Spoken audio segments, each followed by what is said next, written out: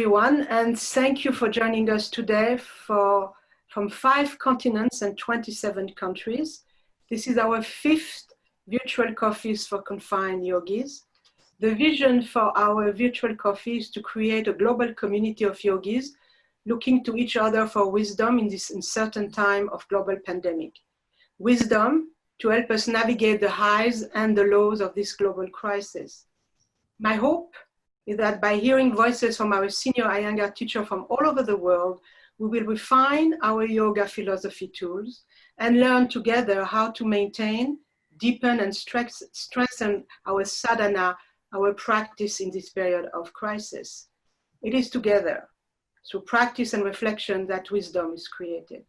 So today, our guest is Gitte Bechsgaard, senior Iyengar teacher and the author of The Gift of Consciousness, Patanjali's Yoga Sutra.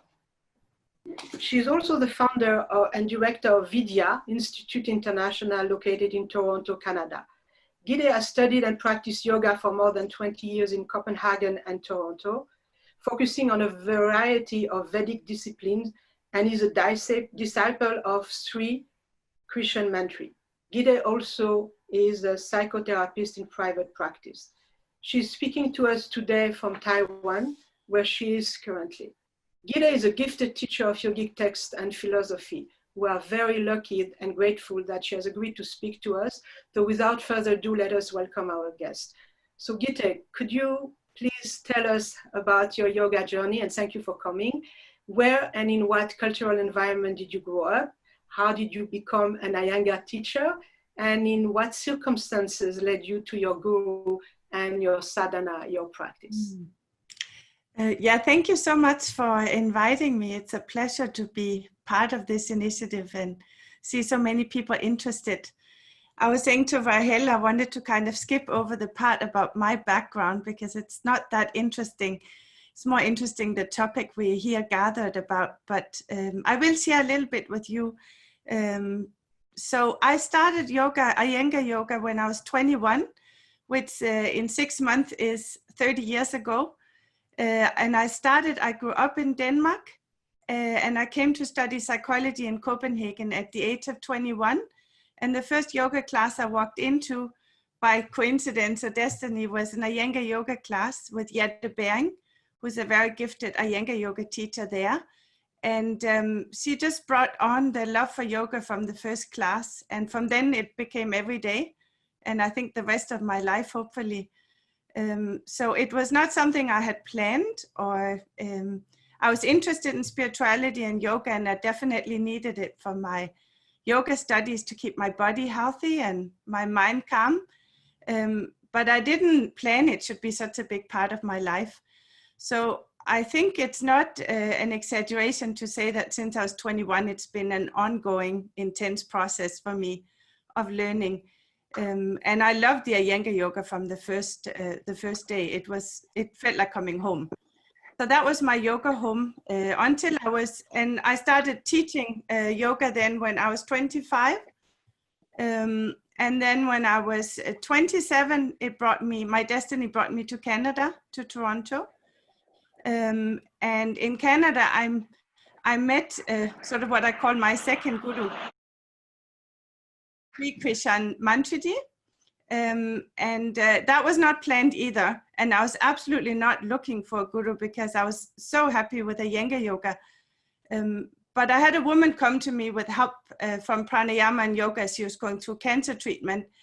And when she met me, she said, "You have to meet my guru."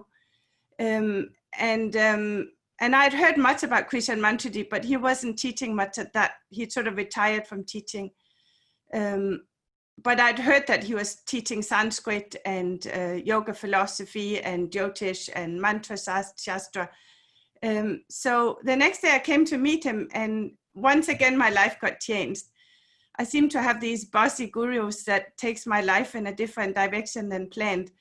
It took my journey completely different. But what might be relevant for you as Iyengar yoga teachers and practitioners, many of you, is that my attachment to my body and to asana actually kept me away from taking my full-on path, with all the limbs of yoga, because I was so happy with my asana sadhana that even though Mantradi pushed me in the beginning to really give it more time with philosophy, I had to keep putting all those hours in on asana and teaching. And then destiny decided it for me, because I had an accident at 32 where I couldn't walk and all my asana seemed to be gone. And yet I still felt like a yogi within my heart and had been used to intensified practice, and there I couldn't walk and didn't know how it would look for me in the future. So destiny decided that I was to be taken away from what I love the most, to be given something that has given me yoga back in a completely different way. So that brought me to an intensified practice. Krishan Mantradi did not have much sympathy for me. He basically said, okay, let's get over it. Let's study Sanskrit, and you're going to do this and you're going to do this. And before I knew it, I was just doing 4 hours of mantras a day instead of asana. And I was studying Sanskrit full on, and later got to take my PhD in Patanjali's Yoga Sutras. With time, I came back to Iyengar yoga practice. But I actually made sort of a vow to the divine at that moment that if I ever were to get better again and get to walk and come back on the yoga mat, I promised myself that I would never be allowed to teach yoga without teaching all 8 limbs, and to teach that there were many other means that were part of our yoga practice.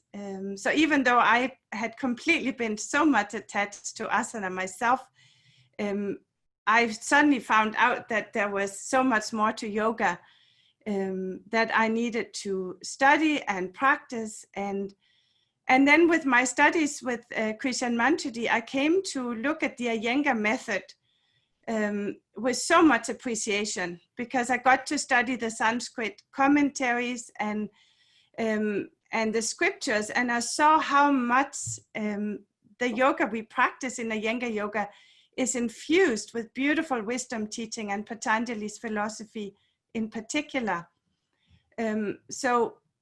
And then later on, when I was writing Gift of Consciousness and I had a correspondence with Iyengar, at one point I asked him if he wanted me to share from his writing when I was teaching. And he said he would be very, very happy to, and that I had to share spiritual wisdom teachings. So it's been a very, very rich journey. And later on, I got back in class and I got back to Iyengar yoga practice. So today I have the joy of both. And what seemed to be one of the biggest adversities in my life, in a sense, was a blessing in disguise. So I'm quite fortunate to be able to have gotten back to Iyengar yoga practice, and yet with many years of experience in yoga philosophy and Sanskrit and other Vedic sciences. So now it's been almost 30 years for me, and I'm happy to be here, but I think these are some of the most relevant things in terms of my journey. Absolutely. So Gitte, thank you for saying that and for telling us a little bit from where you're coming. But in this time, so the coffee is, we are talking about the challenges that are today, our predicament today in relation to Patanjali's teaching and on suffering. So in this time of global challenges, most of us are feeling unsettled, weary, anxious, and depressed. Do you think that we are collectively experiencing what Patanjali in Sutra 130 and 131 refer that the obstacle to quiet the mind, which after all is the goal of yoga? Yes, absolutely. Patanjali speaks very much to our predicament. And I think the teachings are even more relevant for us today. There's a number of teachings that are relevant. Patanjali and also in Vyasa's Bhashyam, which is the oldest commentary, they talk about us as human beings as having to go through 3 kinds of suffering, 3 kinds of dukkha, that probably most likely will touch us in our lifetime. And those 3 dukkha sufferings are what is called adhyatmika dukkha, which is suffering that affects our body and our mind, and sometimes it's self-induced. So we can do a lot with our own thinking and our own body. But definitely Adhyatmika dukkha is one form of suffering. The other one that we are very affected by these days is what is called Atibhautika dukkha, which is suffering that has to do with the actions of other people, and how sometimes we actually undergo anxiety and suffering and fears and pains and because of other people's doings. So right now we are all having to take a lot of care, not just for ourselves, but also for other people. And every other person's actions affect us in this pandemic. So this is one example of Atibhautika dukkha that Patanjali spoke about. Mm-hmm. The third kind of dukkha, of suffering, that they spoke about, the sages and Patanjali also, is what is called Atidevika dukkha. And this is sort of that suffering or those experiences that are larger than life. They're sort of due to big forces such as the pandemic we have today. We don't know quite why it came about or why we have to undergo this as souls being born at this time and place. Another example of Atidevika dukkha could be that according to destiny, each one of us are sitting in different countries that are handling the pandemic differently. And that's also sort of beyond our control. So these three kinds of suffering, the yogis knew that we as yogis most likely have a lifetime of some form of these that we have to undergo, and we have to use our yoga to deal with them. Then the sutras that are relevant are sutras on obstacles. So we also have Sutra 130 and 131, where Patanjali lays out also a whole variety of stumbling blocks or obstacles that Patanjali sees as natural or traditional, you might say. It's not the same obstacle each one of us go through, but there's no doubt that Patanjali did not see this yogic journey as a journey without obstacle, without roadblocks, without struggle, without suffering. It's almost more so that suffering and the kind of things that we are undergoing, that the yogis saw it as a springboard for us to deepen our practice and deepen our spiritual path. They never saw it as something that was unnatural or that we couldn't expect. Of course, what we're going through now is rather extreme, and they don't speak about it specifically. But they make it very clear that it is to be expected that we will go through times where we feel that we are completely thrown out of our own center. So what you were saying, Rahel, is that the way Patanjali describes what these obstacles share, what they have in common, is that they do what is called chitta vikshepaha te antarayaha, that all these obstacles, what they share is that they throw us out of ourselves. They disperse consciousness so that our energy goes out and we have a hard time to ground and center and find our own inner core. And that's why they are kind of enemies of the yogi, because yoga is about being with ourselves, capital S. But when we are thrown into such a difficult time as we are now, it is much more easy to be agitated and fearful and angry and frustrated and all of these strong emotions that take us easily in a different direction. Mm-hmm. So Gitte, you started talking about that a little bit earlier. You said that in your time of physical problems, you saw that was not enough. Yes. Why is it that we need in this time, from your point of view, more contemplative practices? What do they add in your mind? What do they add? Well, I think my situation was a little different because I literally could not move from my waist down. So if you've been used to hours and hours of asana and suddenly you cannot, you have to find other means and other yogic means. Many of you can readily move today, so we might say, why is it that you need something more than asana? Well, I would say that Patanjali, in Patanjali's Yoga Sutras, we are given the answer, because after Patanjali lays out all these 9 typical obstacles and their accompanying symptoms, then the question comes, what do we do about it? You know, many of us just want to stop. It could make us stop our path. But what Patanjali says is, tat pratisetartam eka tattva abhyasaha. The answer here is that we have to find a special practice aside from our asana, where we are focusing on one single subtle and higher principle. And why is that? That is because if we can take on a concentration practice that later becomes a meditation practice, where we are focusing on a sacred principle that is not part of our problem, not part of our predicament, we can hold on to it and it will carry us through.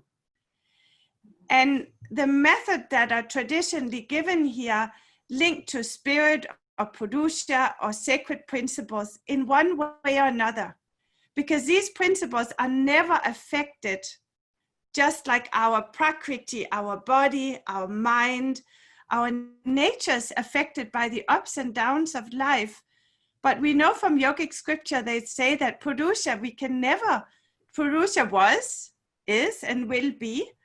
So if we take on a contemplative practice on a higher principle, it helps us to anchor in something spiritual that can then bring us into our own spiritual center, so that we can calm ourselves and we can find ourselves again.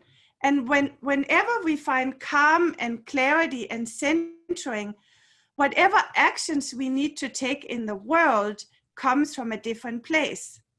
We all know that when we are acting, when we are in turbulence or feeling agitated, the action is completely different. So all of our yoga is about coming home to ourselves, finding that spiritual anchoring, finding that way inwards. So asana, it's not that we should not do asana, but the scriptures tell us that we have the Eightfold Path, Ashtanga Yoga. We have the Eightfold Path, where the inner limbs, which are called Antara Sadhana, they're important because there we focus on subtle principles. In Iyengar Yoga, we do pranayama as one of these subtle practices, and prana is very linked with spirit. So that's an example of a higher principle. Mm-hmm. So some of you might have found, I definitely remember coming here I got stuck in Taiwan because of the virus when it got started late January. And I had 6 weeks in a little room with just a tea kitchen, and I was out for 1 meal a day, barely. And I don't think I've ever done so much pranayama because it's so calming. So there's something about these subtle practices, contemplative practices. They're not called inner limbs for nothing.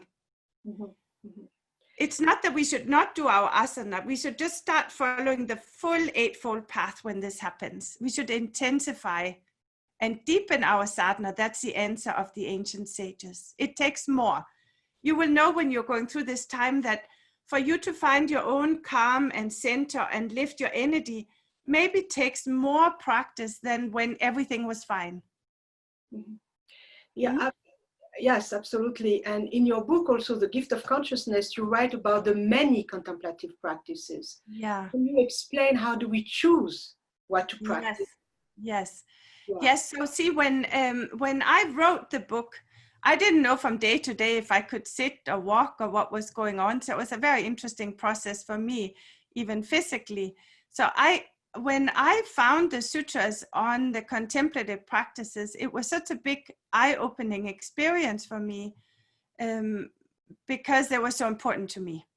And what we find is that we find in the Yoga Sutras a whole grouping of sutras that starts with 132, but goes from 133 to 139. And what is presented there is what's called Chitta Padikama Sadhana, which are contemplative practices. And some of them we know in Iyengar Yoga because they're taught. And actually Iyengar taught them, many of them, from the first day we stepped on the mat, but just in a way that we could relate to. What is crucial about the sutras here is that we have one Sanskrit word in all of them except one. And that is the Sanskrit term va. Va means or.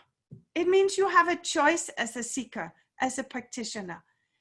We don't have that word when it comes to yama, niyama, asana, pranayama, pratyahara.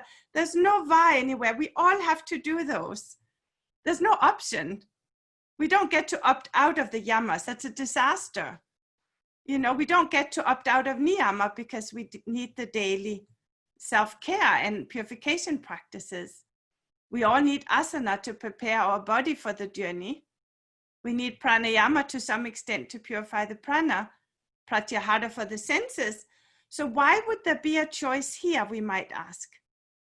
Well, they have the word va because, for many different reasons, I can only partly answer this. But one of the things I love about Indian philosophy is that there's a concept called Ishta Devata. Ishta means it's personal. It's something that's personal to each individual. Devata means a divine. So there is sort of this understanding that our choice of guru, for instance, is personal to our soul.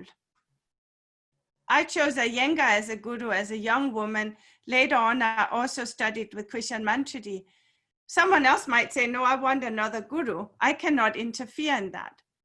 But they have this concept that when it comes to guru, or even if we do prayers to,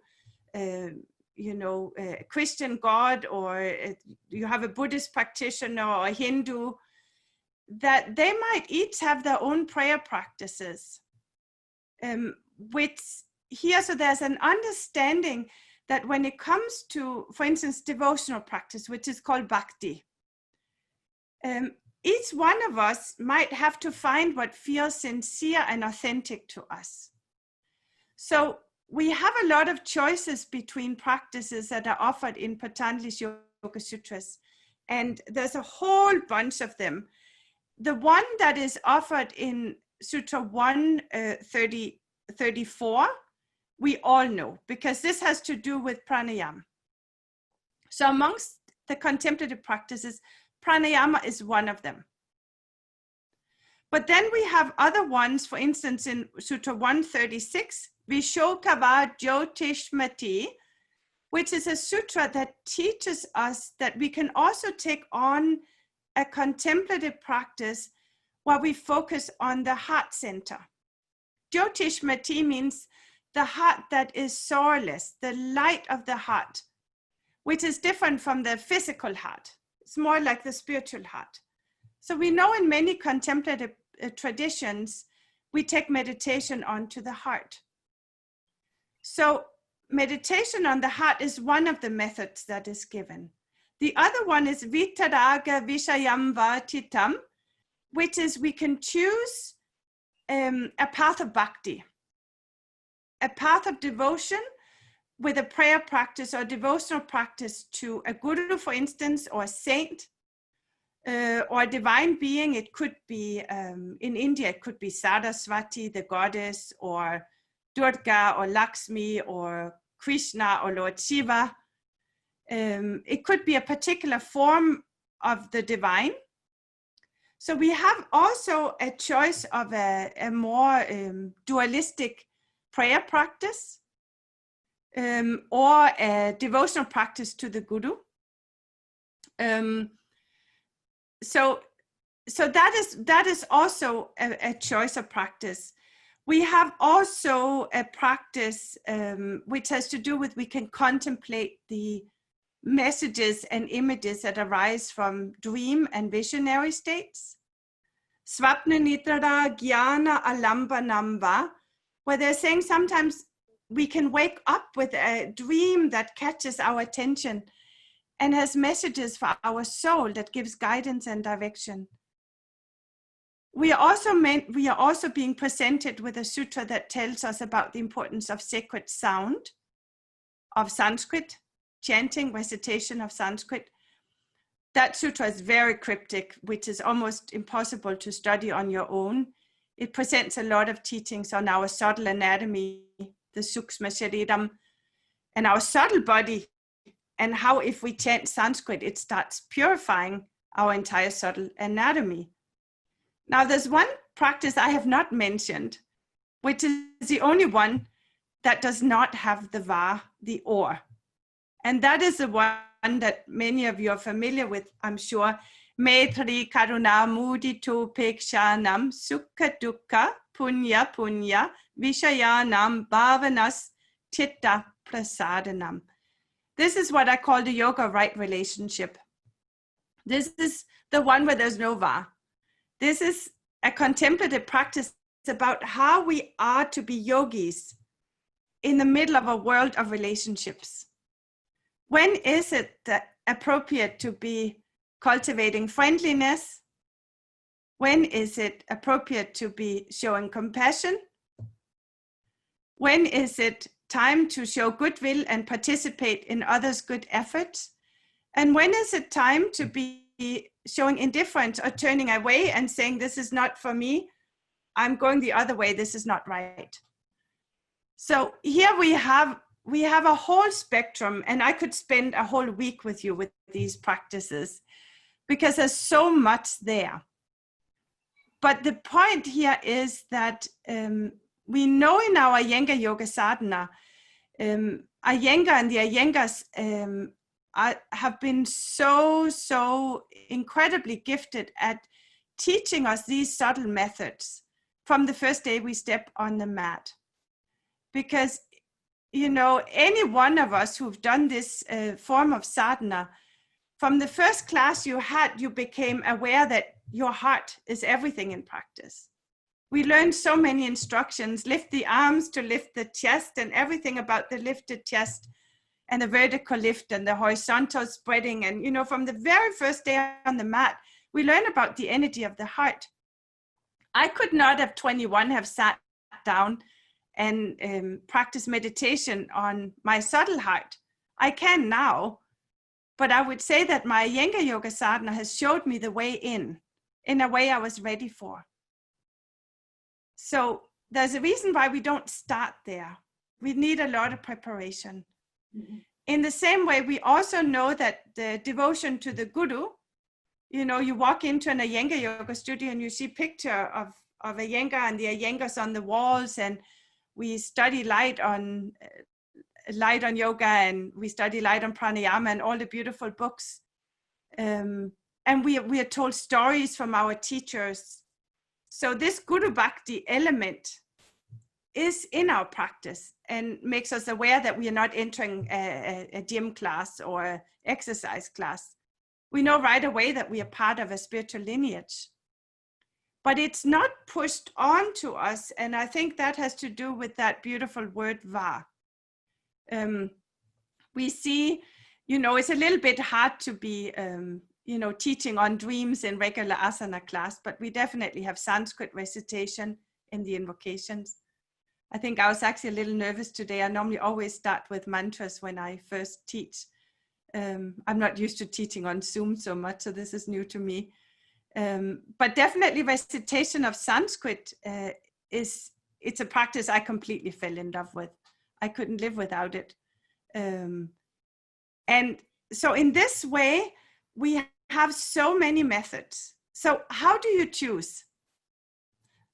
I know that this was a long answer to your question, Rahel, but the thing is, there's a tricky sutra in number 139 that kind of says you can choose whatever you want to practice, which one of these. But then a lot of the old teachings that are shared is that our soul is a bit like a magnet, where if you meet a guru that you have known before, or a method of contemplation your soul is familiar with, it will act like a magnet that attracts you to continue it, to complete it. You know, I know that by now I have shared my yoga journey with some really dear soul sisters and soul friends of mine for many years. And even though we've all done Iyengar yoga sadhana for all those years, we might have had a different contemplative practice that we have been drawn to. I know for me personally, pranayama was not an easy practice for many years. I struggled with it. I didn't take to it that easy. Asana came right away. But then when I came to mantra sadhana, it was like coming home. It was so powerful within a year that I didn't want a day without it. And then my pranayama developed through the mantras.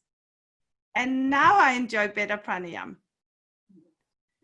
But if you look at this method, you are allowed to follow your liking. Yeah. This is why pranayama is mentioned as a fourth limb practice, but also included in these, because we all have to practice some pranayama. But with this method, the idea is you take on one method you do every day, but the choice is ours. So Gitte, you are speaking about that, about how we choose, and that there is a lot of tolerance to the many paths in the scriptures. But you said also that what is medication for one can become a poison for other. So can you tell us a little bit about that, and also what is it? What does it mean really that tolerance? There is tolerance to many paths, both from a classical point of view, and maybe from a modern perspective, from your modern perspective as a psychotherapist, maybe. Yeah, that's a lot of questions. Let me see if I can handle this, Rahel. So the first thing you're asking, try and break them down because there was a lot there you were saying. The first thing was the first question about what is medication for one person can become a poison for the other. Yeah, I think, you know, it's something that let's say for me, now I've studied Yogis Vedic astrology with Krishan Mantradi for many years, and we look at a horoscope there actually where you can see a lot about a person's soul and sort of their like and inclination. So I'm mentioning this because let's say for me, I have taken on many years of practice to Devi, to the feminine divine. And when I learned those mantras, it literally felt like it brought me home to my soul, and everything in my path opened up. And the same when I got introduced to Patanjali, to Indian scripture. Let's say that I have had a teacher that said, no, you need to do Krishna mantras every day. It might not have resonated with me. It might not have been right for me. So the idea from an Indian perspective is that we have not completed this soul's journey. We are here to polish. We are recycling. So why take up something new if we have unfinished business in a certain area? So obviously I had some unfinished business with Patanjali, as well as I had with Devi Sadhana. And it's very important for my soul to complete that as much as I can, instead of taking on something that maybe is not having a samskara, a subliminal impression in me. So this is why I would never say to someone they should do what I'm doing, because that could be wrong. That's why traditionally in India, many times we would look at a jataka, a person's birth horoscope, where you look at certain bhavas, certain houses to past lives in terms of even these deeper spiritual practices. So that's what I mean by it. If someone said to me, you can't do Iyengar yoga, this is not the guru for you, I would say you can interfere in that. That's a choice I've made. That's medicine for me, even if someone else thinks it's not. So that's why this area, that it's deeply personal and something to be tolerated. But it's also important because, like, I taught in Toronto for almost 20 years. at an institute where we had people coming in doing yoga from all different religious backgrounds, and they could all do yoga. I would not interfere in what kind of devotional practice they might have at home with their families. And I would explain Patanjali how we have a concept that of an eightfold path, and that's okay to have that personalized. And that was very important for me in a multicultural society, to feel that we could all have a yoga community together, but with respect for one another. Mm-hmm. So that's what I mean with tolerance of many paths.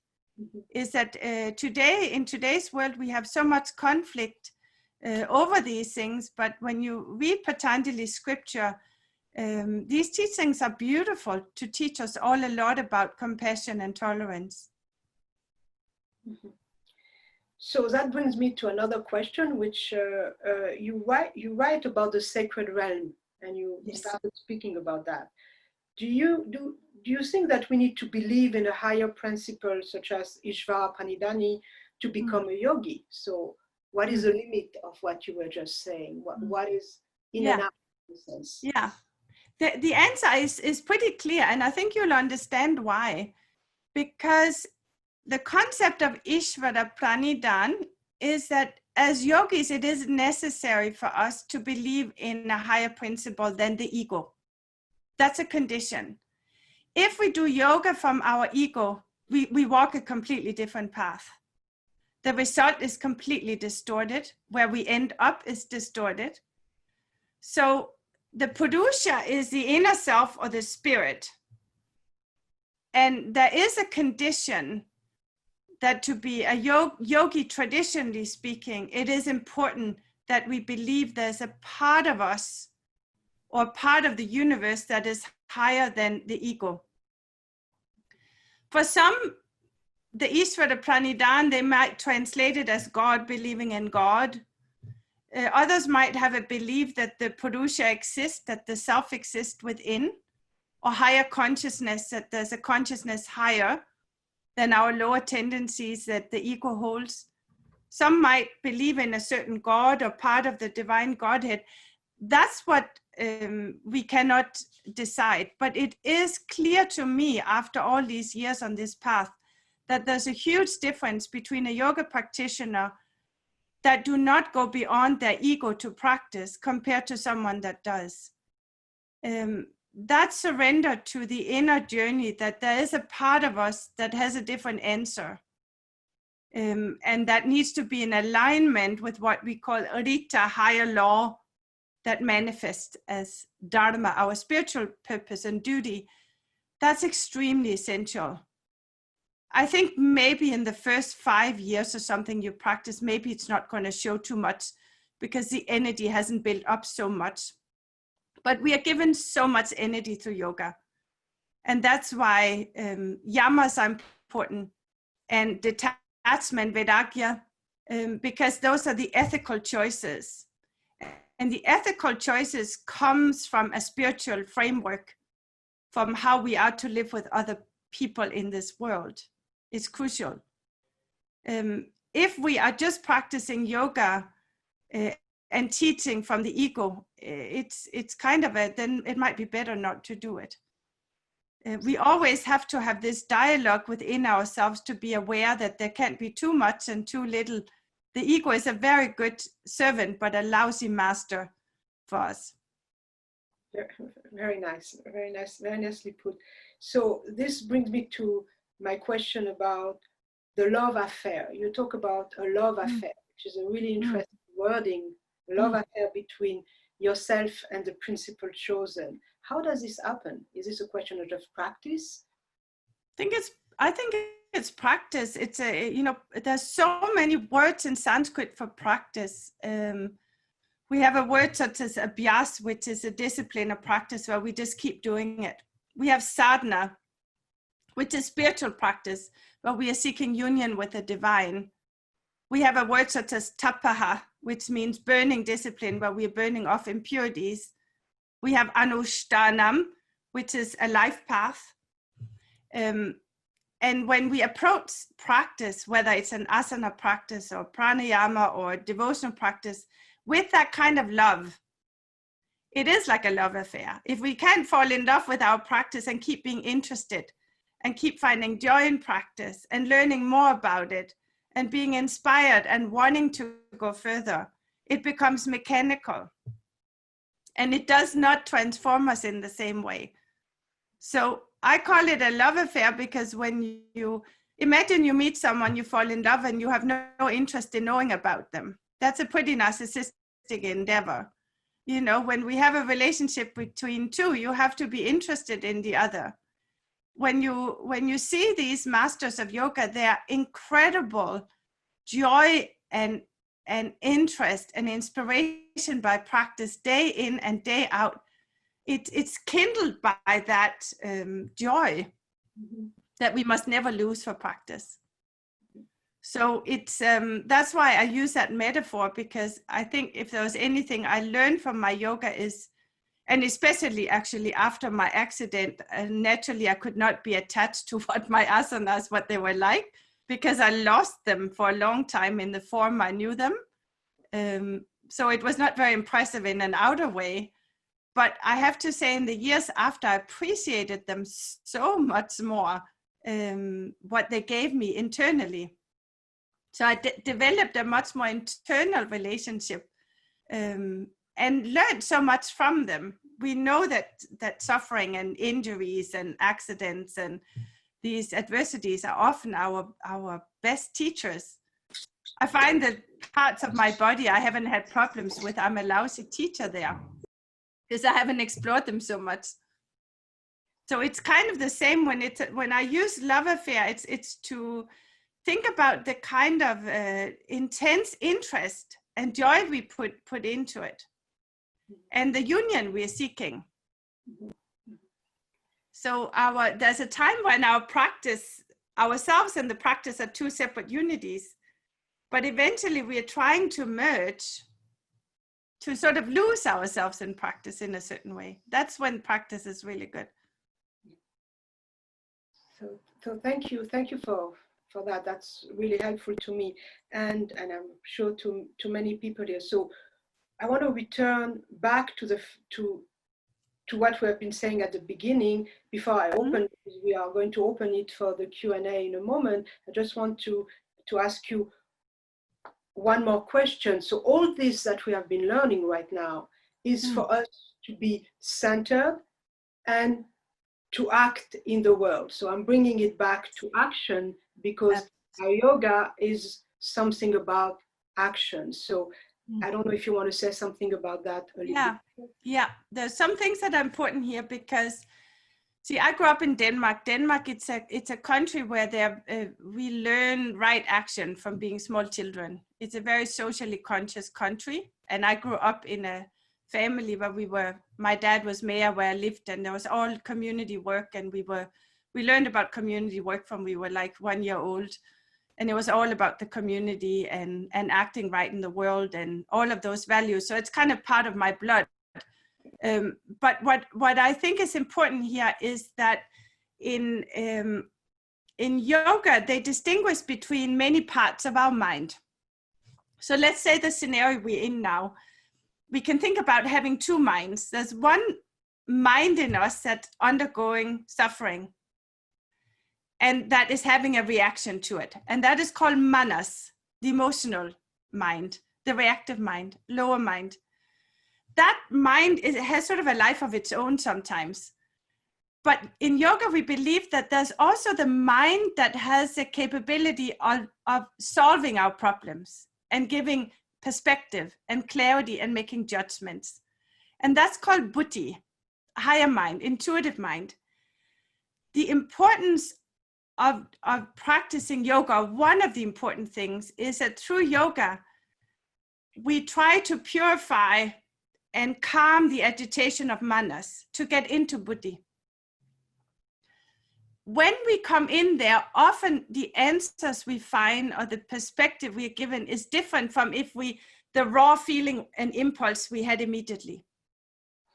So it's best to have yoga practice to make sure that you're accessing the wisest and highest tendencies in yourself, and to calm the anxieties, calm the fluctuations. From that place, you're more likely to act skillfully in the world, to step out. We all know that a day of action in the world is different if you've had a good practice first. And when we have such a stressful situation now, it's even more necessary. Patanjali talks about Kriya Yoga, but Bhagavad Gita is definitely the scripture that is more known for the skillful action. It's a beautiful scripture that starts with Arjuna suffering. Vishada Yoga, the despair of Arjuna, is the first chapter. So there's no doubt that if we are talking about a scripture about action, Bhagavad Gita is a very important text. But Patanjali's Yoga Sutras, the bottom line is that the more we can learn to calm the part of our mind that is undergoing suffering, fluctuations, and these ups and downs of life, and then get into the part of us that is closer to the inner self and receives the light of the self, we are completely acting from a different place. And that's what's important. It's not about not acting. You know, all of the yamas is about right action towards others. And the yamas are extremely important right now in our world. So thank you, Gitte. And I think, do you want to say anything that I haven't maybe asked you before I open it to our audience to ask questions? Or? No, I would like to hear if there's any questions. If anything, I will try my best to answer what you are feeling is important. Okay, so thank you. So if you have a question, please raise your virtual hand and we'll unmute you and you can ask your question. So Lisa, can you help me? Because I don't see all the screens that we have to see if there is any question. Yep, so I'm taking a look. I don't see any yet, but if I see a hand, I'll call on them. Don't be shy. With me, there's no stupid questions. I get that way too much when I teach philosophy. People are so shy. And they're really, you know what, there's only bad answers. There's no, so I'll take responsibility for those. But no stupid questions. Anything that you are sitting with, please go ahead. I see that Candy unmuted herself. I wonder if she might have a question. I do. Good morning. Thank you. Good morning. Well, wherever you are, it may not be morning. My question is that in speaking of the different sacred texts, certainly you've mentioned the Patanjali and the Gitte. And what about the Upanishads? It's just curious because I'm learning more about them recently, and they're talking about them preceding and leading into Patanjali's explanation of what to do. I'm just wondering how you fit that into where we're going today. They're all beautiful. I mean, there's not a scripture of the Indian tradition that's not a treasure. Okay. You know, and there's so many similarities.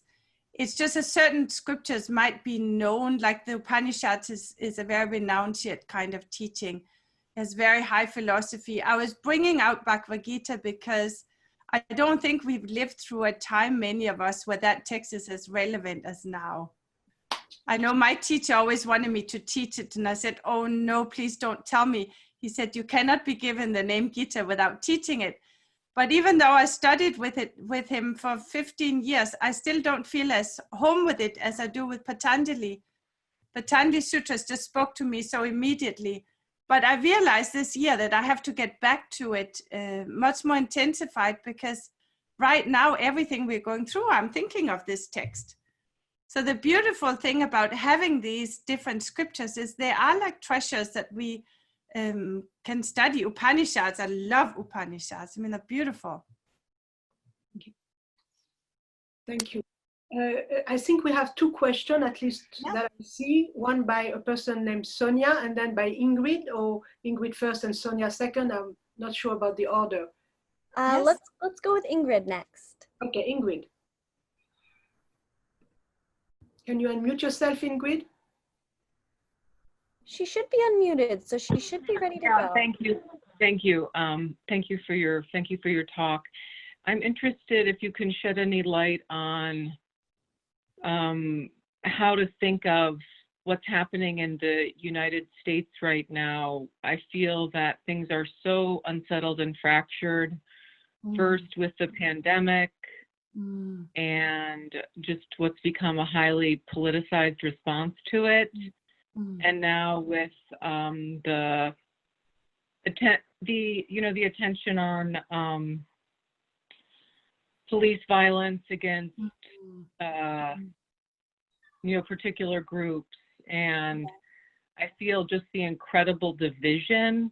Yes, and absolutely. it's difficult, and there's a way that there's almost a resentment against, I think, Eastern spiritual thought as a kind of colonialism, to bring up. Like a spiritual materialism.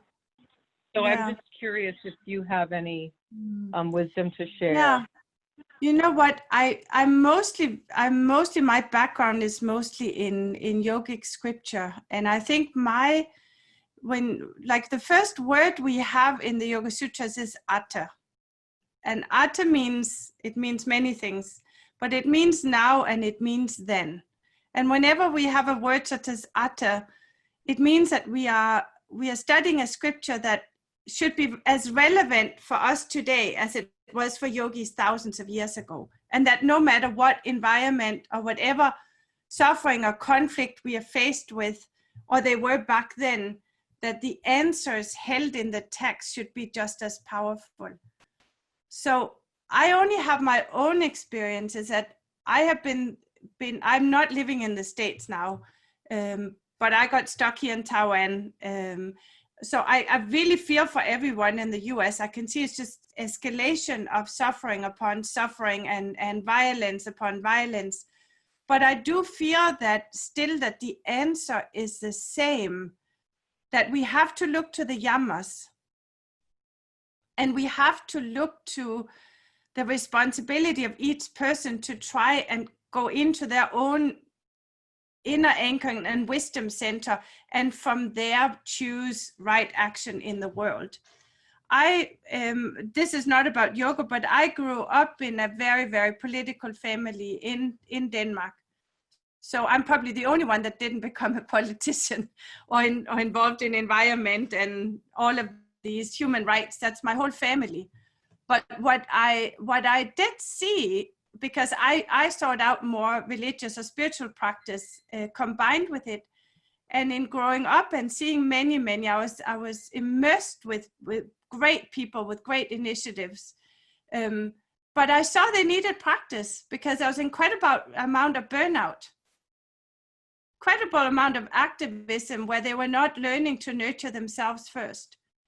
So one of the things that Krishan Manchudi explained to me with yamas and niyamas, he said that for most people, there's a tendency where some people are so incredibly good with other people and spend so much effort with the yamas, but they're not spending the time in niyamas on taking care of their own self and their own inner purification and practice. And there's others that spend hours and hours on themselves and treat other people really poorly.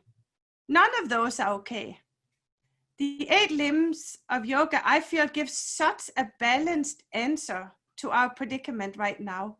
Without going into details, right now in the States, you have layers upon layers, and I totally agree with you. And it is so important for all of us to do prayers or mantras for, release of suffering and whatever we can.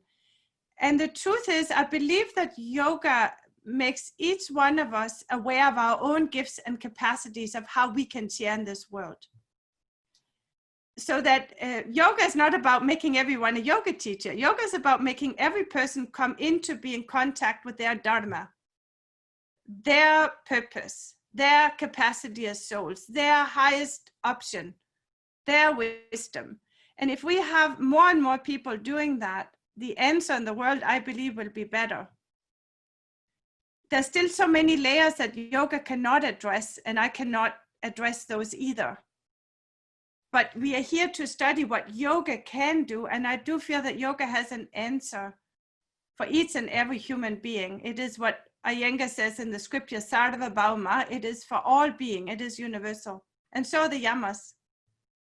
Each one of us have to look at ahimsa, satya, you know, all of these, they're everything right now.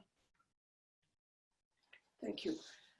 Thank you, Gitte. Thank you, Ingrid, for the question. And I think we have Sonia is asking a question. Sonia? Yes, hello, Gitte. Thank you so much for your teaching and your wisdom. I wanted to ask you about Sutra 136 and the sorrowless light.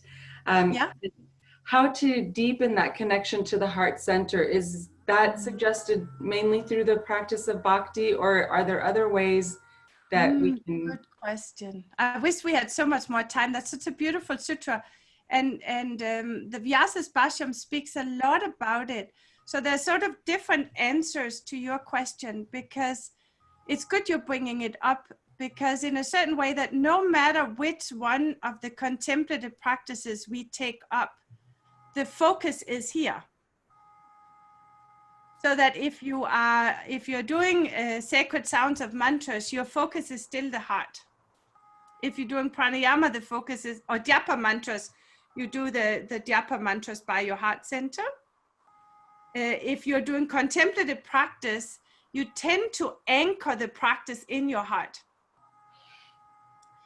So it is kind of like, because it is a seat of Purusha, so it's a place where we gaze, but it's also a practice that can be deepened. In Vyasa's Bhashyam, they use metaphors such as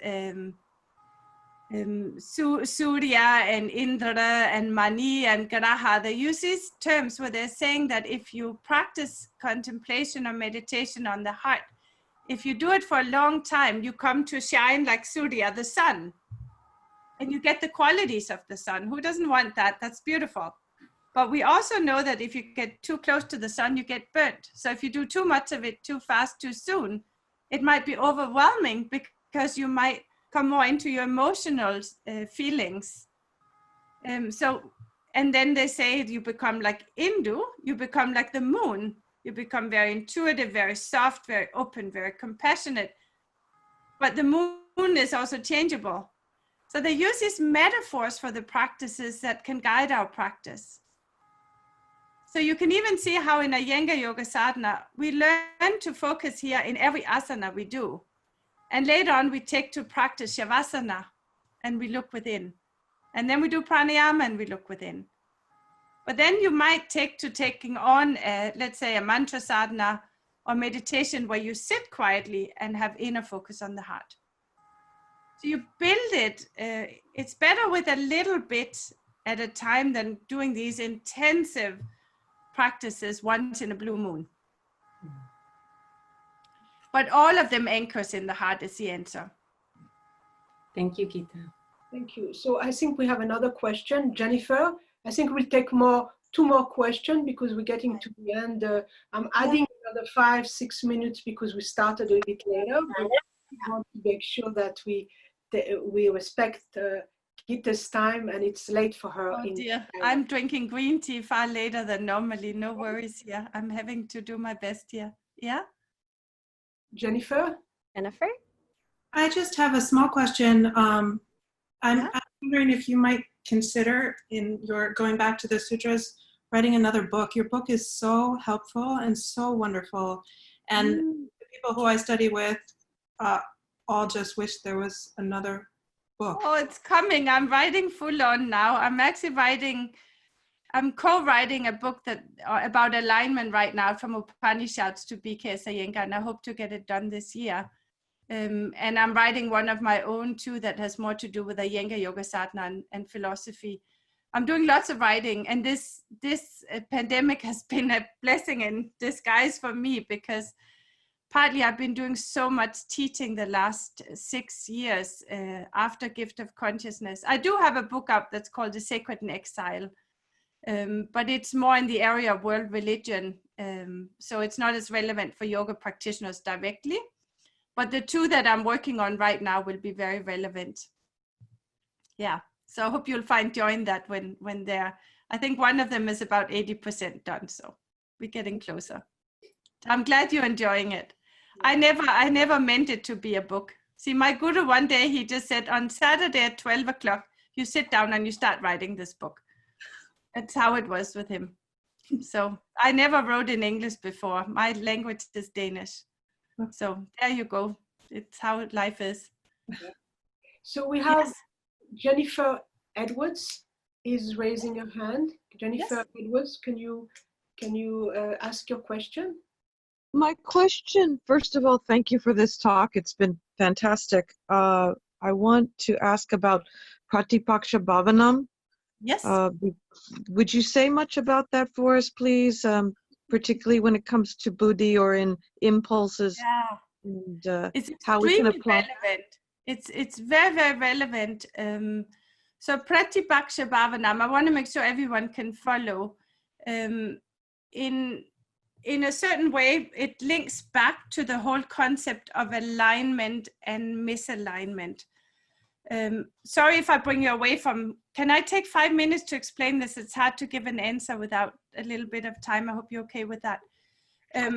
We know that in Iyengar yoga and in yoga in general, the term alignment is huge. It's everything that's important. It's important to align the body, align the mind, align the senses, and align with the divine. But in Vyasa's commentary to Sutra 112, Abhyasa Vedagya Abhyam Tanirodha, where we are given practice and detachment as the answer to calm and balance the body-mind. There we are introduced with a term that's called Chitta Nadi. Chitta Nadi means that they're comparing your body and mind as a river, a great river, with the potential to flow in two different directions.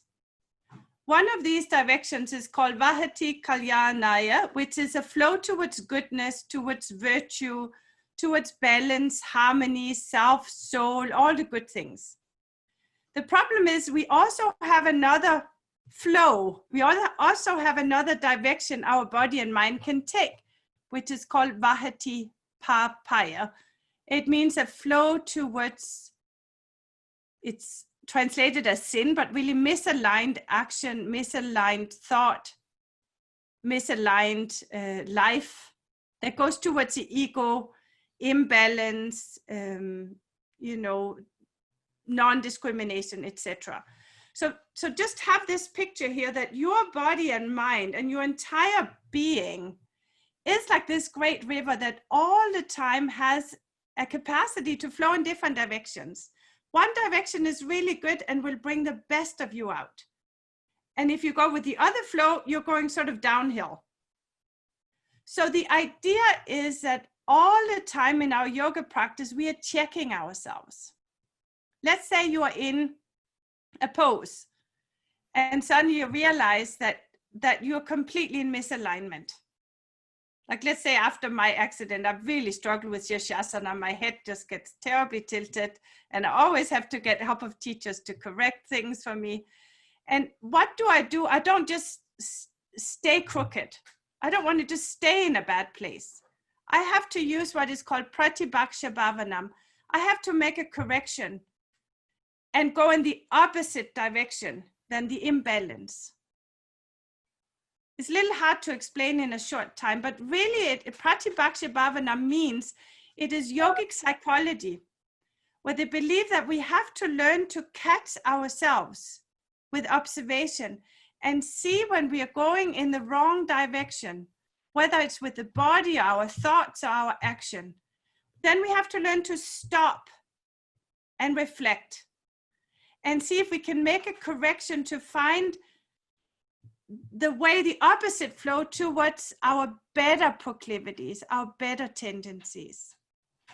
Now, most people think that that is quite natural to think about when we're talking about a physical pose. Let's say you see me in class and my head is all crooked. You would want to correct it. You wouldn't want me to stay in Shirshasana like that. But it's the same if we can also get caught in really bad thoughts. We can also get into thought patterns that are very destructive and just like really go in circles. Then we need to learn to catch ourselves and go, is there a way that I can sort of like turn this around and think differently? Be aware when I go into these like tracks in my own mind. And we try and lift the vibration. We work with it and see if we are stuck there. So Pratibhaksha it's one of the foundational principles behind all yogic medicine, you might say, whether it's for the body, the mind, the senses, life. And Iyengar has a beautiful commentary on that sutra, actually, where he talks about the wrestle in us when we have to explore both tendencies. I'm so sorry to do this so short because the questions you have are so relevant and I would like to spend an hour on each one. So I'm sorry if it's such short answers I'm giving here. But it's helpful to think of your own body mind as this flow of energy that you have to work with in yoga. So Gitte, it just means that you have to come back to us and teach more. That's all. I hope so. That's all what it means. So we will make that happen in many different ways. And you're going to be teaching through the Iyengar National Association. And maybe you, when things open, you can come to our area or to other areas. It would be wonderful to have you teach more, longer time. So so I think we are getting to the end of our time. Gitte, before I close, would you want to say anything, add anything, and then I'll close the session? Well, I just think, one thing I do want to say about Indian philosophy. When I first got out teaching philosophy, when my book was published, I taught before, but I was more teaching my own students. But when I went out, one of the things that made me most sad was that many places, really gifted Iyengar yoga teachers would come up to me and kind of like quietly tell me a story about either how they were too stupid for the philosophy because they were sort of the sense that, oh, I'm not bright, I can't understand this, or very shy about it. Or they would think that Indian philosophy is boring. And I thought, oh, something is so wrong because it's absolutely not boring. And if you just get someone to teach it to you, then everyone can understand. It's a very practical, even though it's esoteric. It's just that it takes some time to get used to the terminology. So do not let yourself get to shy away from it. It is, I would say, it is a joyful topic.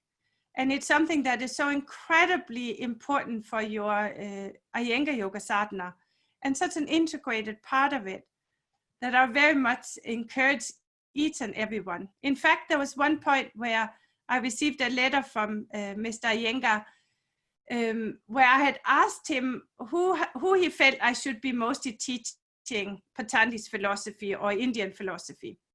And his answer was, it has to be for the raw beginner as well as the advanced teacher, which means everyone.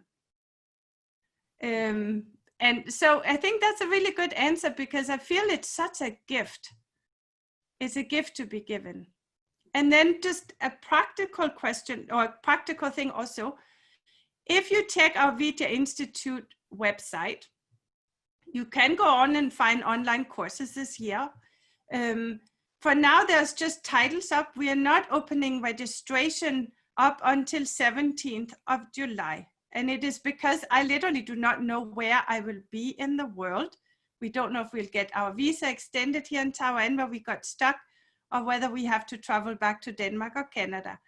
So I didn't want to put time zones in until I know where I am. And so that more information will come up.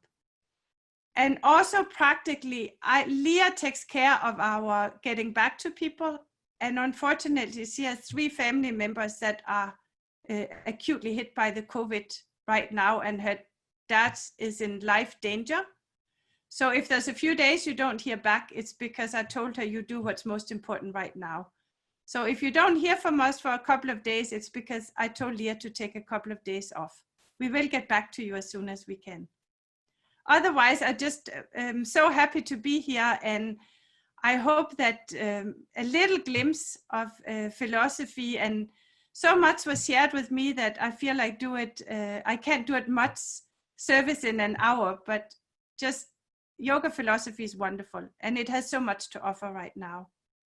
So namaste and thank you so much for your being here.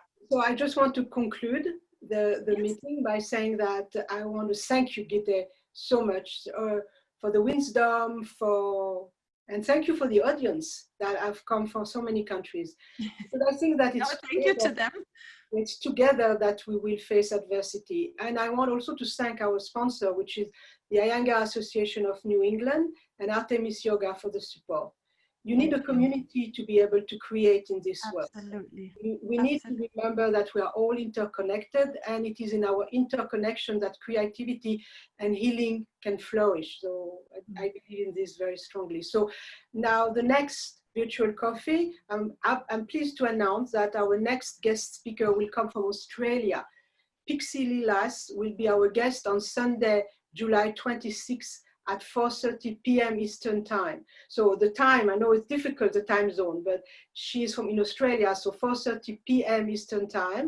And Christian Pisano from France will be speaking to us on August 16 at 11 a.m. Eastern time. So we are giving all the time in this, in the Boston time, because that's where we are located here. So I really appreciate everybody coming, and certainly thank you very much, Gitte. This was a wonderful opportunity for us to learn about your book and about your amazing ability to teach yoga. So to teach yoga philosophy, you really are a gifted teacher and make this accessible for all of us. So thank you very much, Gitte. You're so welcome. Thank you very much for everybody coming to this coffee, and see you next time.